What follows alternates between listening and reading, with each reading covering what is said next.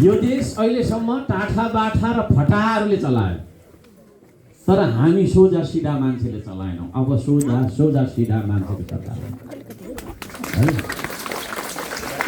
अहिले यहाँ मैले तपाईँहरूको नाम भन्न लाएँ भने यहाँ आएर कसैको हात यसरी काम छ होइन, कसैले नाम भन्नुहुन्छ, अगाडिको नाम थर भन्नु बिर्सिनुहुन्छ, कतिले नाम मात्रै भन्नुहुन्छ, ठेगाना भन्नुहुन्न, कतिले ठेगाना मात्रै भन्नुहुन्छ। हो किन भन्नु त?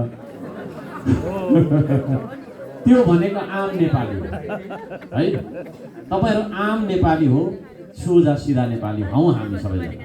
अब यो सोझा सिधा नेपालीले चलाउनुपर्छ देश है।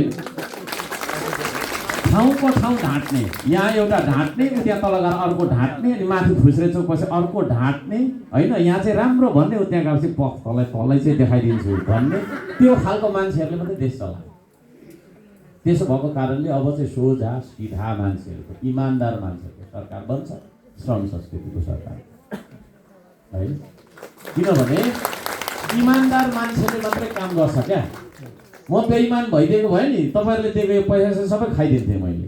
त्यो ट्याङ्की त्यहाँ हुन्थ्यो र एउटा घर जोडिराखेको हुन्थ्यो होइन। यो गोर्खा पार्क हुन्थ्यो र यहाँ अर्को जग्गा किनिराखेको हुन्थ्यो। तर जेएनजीको आन्दोलनमा मेरो घर पनि जलिरहेको हुन्थ्यो होला होइन। म इमान्दार थिएर नै यो कुराहरू सम्भव भयो, हो कि होइन भन्नु त? म बेइमान भइदिएको भयो नि, सबै कागजमा मात्रै पार्क बनेको छ भन्थे, खोइ पार्क बनेको कागज यत्रो हुन्थ्यो, यहाँ आउँदा त छैन, ल्याङ ब्याङ भइरहेको है। त्यसले गर्दाखेरि इमान्दार मान्छेहरूको नेतृत्व यो देशलाई चाहिएको छ।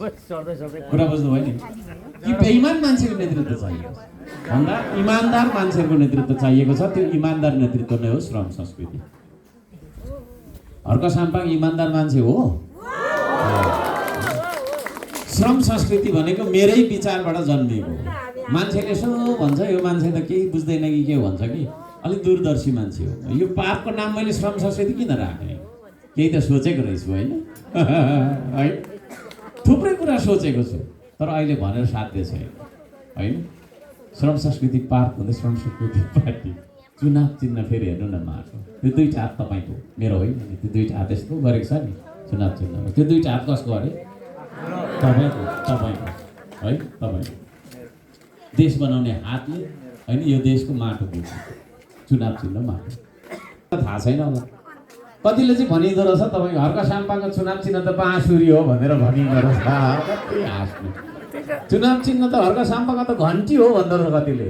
होइन, चुनाव चिन्ह माटो, दुईवटा हातमा अञ्जुलीमा राखेको माटो, त्यो चुनाव चिन्ह पनि म तपाईँहरू सबैजनालाई दिएँ। र आज म यहाँ सबैजनालाई श्रम संस्कृति है, म एक्लैले देश बनाउन सक्दिनँ होइन, तर तपाईँको साथ मलाई मिल्यो भने है बनाउँछु। मसँग छ भिजन, मसँग छ इमान्दारी, मसँग छ होइन।